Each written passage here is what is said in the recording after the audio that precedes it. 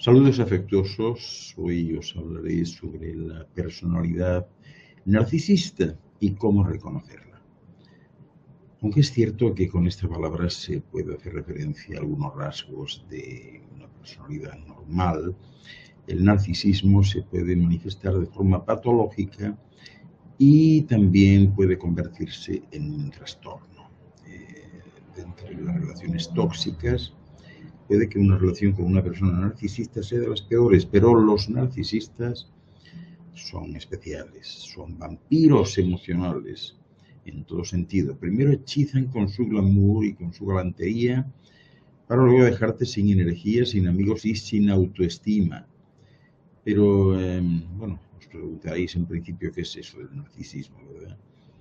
Se utiliza la palabra narcisista en el día a día para referirse a una persona que solo piensa en sí misma o que parece que está enamorado de su reflejo.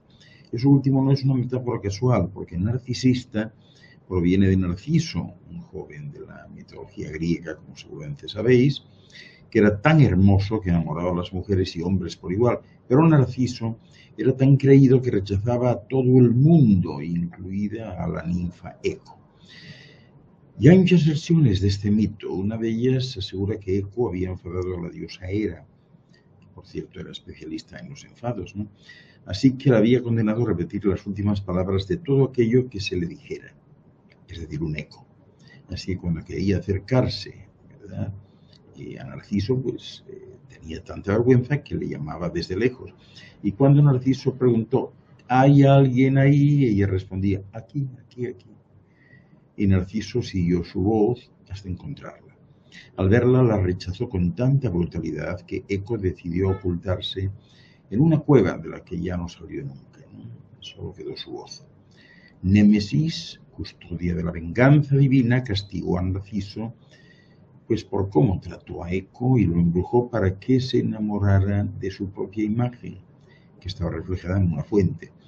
Apesadumbrado por ser incapaz de alcanzar su único amor, él mismo, es decir, Narciso, se arrojó a las aguas, hundiéndose para siempre. Desde entonces, en psicología, el término narcisista tiene un significado tan desafortunado como el final del mito griego. Es un trastorno de la personalidad que obsesiona a su víctima con la imagen externa que da. Solo le preocupa su reputación, impresionar, triunfar, etc., ¿verdad? Así que un narcisista tiene graves dificultades para conectar con los demás, para ser compasivo, ¿verdad? Así que no tiene reparos en manipular a sus posibles víctimas, aquellas abiertas a inundarlo de halagos para conseguir admiración y atención incondicional. Y así, cuanto más exacerbados son los rasgos narcisistas en una persona, mayor es la fragilidad que esconde detrás, donde el ego amplificado no es más que una defensa contra sentimientos exactamente opuestos. Y, bueno, por lo tanto, relacionarse con una persona donde prevalecen estos rasgos puede no ser sencillo, dado que siempre se priorizará a sí mismo y su relación con los otros va a estar regulada por sus necesidades, es decir, el otro tiene un valor en tanto le sirve para resolver alguna necesidad.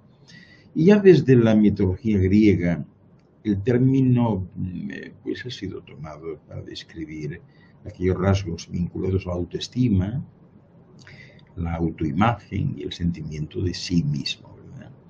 Como expresión incorporada al léxico cotidiano, se dice que alguien es narcisista cuando presenta una imagen grandiosa de sí mismo, solo prioriza sus intereses, es egocéntrico, supone que los demás deben estar en función de sus necesidades, etc.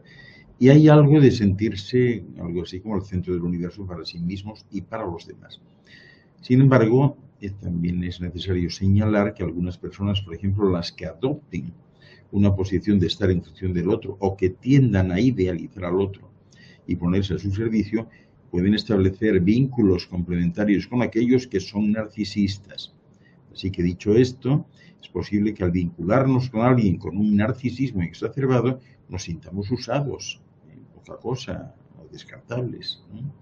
Esto en función de que hayamos entrado en la escena del narcisista, ¿verdad? Y solo en función de nuestro carácter utilitario para el deseo del otro y finalmente, ya sabéis, somos descartados, ¿no? Bueno, aunque es cierto que con esta palabra se puede hacer referencia también a algunos rasgos de una personalidad normal, el narcisismo se puede manifestar de forma patológica, como es el caso del trastorno de la personalidad narcisista, TPN, que se caracteriza por un patrón de larga duración, de grandiosidad, es decir, aquel o aquella que exageran sus logros y sus talentos, una constante necesidad de admiración y por lo general una falta total de empatía hacia los demás. Ahora bien, esto se diferencia del egocentrismo, porque mientras que los egocéntricos no son capaces de ver el punto de vista de la otra persona, los narcisistas saben asumir otro punto de vista, pero eso sí, no les importa ni lo más mínimo. Y si bien algunas formas de narcisismo pueden tener su origen en la personalidad interna del individuo, este trastorno es de naturaleza externa, debido a la educación y al refuerzo reiterado de ese comportamiento. La mayoría de las personas con este tipo de trastorno no buscan tratamiento. De hecho, las personas con trastornos de la personalidad en general no suelen buscar ningún tipo de ayuda hasta que la enfermedad comience a interferir de manera significativa en su vida personal. Pero existen una serie de señales muy definidas para detectar a una persona narcisista. La primera es que al principio son un encanto, incluso habría que decir que demasiado encantadores, ¿no? Al principio son los príncipes y princesas encantadores de las películas Disney. Que una persona narcisista te impacte nada más conocerla no es casual. Los expertos incluso llaman a esta técnica que utilizan bombardeo amoroso. Este bombardeo pues es la práctica de avasallar a una persona con señales de adoración y atracción. Pueden ser, qué sé yo, notitas dejadas en el espejo, una y otra vez, flores que de repente pues, llegan al trabajo, mensajes de texto. No son actos hechos desde el cariño, sino que el objetivo es manipularte, seducirte para que inviertas más tiempo con esta persona. Si pensáis, por ejemplo, es que es demasiado lindo para ser verdad, pues es que es así, ¿no? Pero en el fondo algo esconde, ¿no? Hay una señal de alerta y es que las personalidades narcisistas buscan cosechar halagos sistemáticamente. Tendríamos que mencionar también el que buscan esos halagos una y otra vez. Este es un capítulo importantísimo porque si una persona narcisista actúa tan bien al principio es porque se nutre de tu atención. Es un vampiro de halagos y esto es fácil de detectar. Podéis probar a no alabar a una persona posiblemente narcisista cuando empiece su discurso habitual de todo lo increíble que hizo y veréis qué pasa.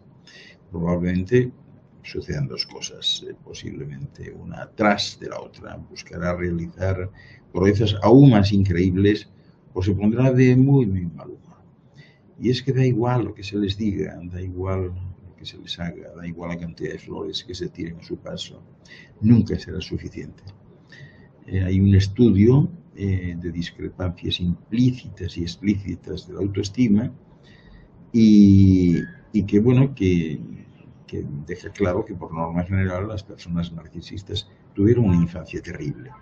Sus padres, mentores o figuras autoritarias minaron su autoestima hasta atomizarlas y por eso, por mucho que una persona así diga o escuche que es genial, por dentro no se cree nada, sentirá vacío e intensificará su estrategia fallida para conseguir un mismo resultado. A menudo aquellos con personalidades narcisistas no tienen amistades genuinas. Esta ausencia de amigos íntimos se debe a que no pueden invertir tiempo y energía en aparentar ser algo que no son, con todo el mundo todo el tiempo. Y a que mucha gente inconscientemente se da cuenta de que algo anda mal. También habría que hablar de la bandera roja, la red flag, o sea, ¿dónde están sus amistades? Hay dos señales iniciales durante una relación con una persona narcisista que indican que es mejor alejarse. La primera es que no tienen muchas amistades genuinas.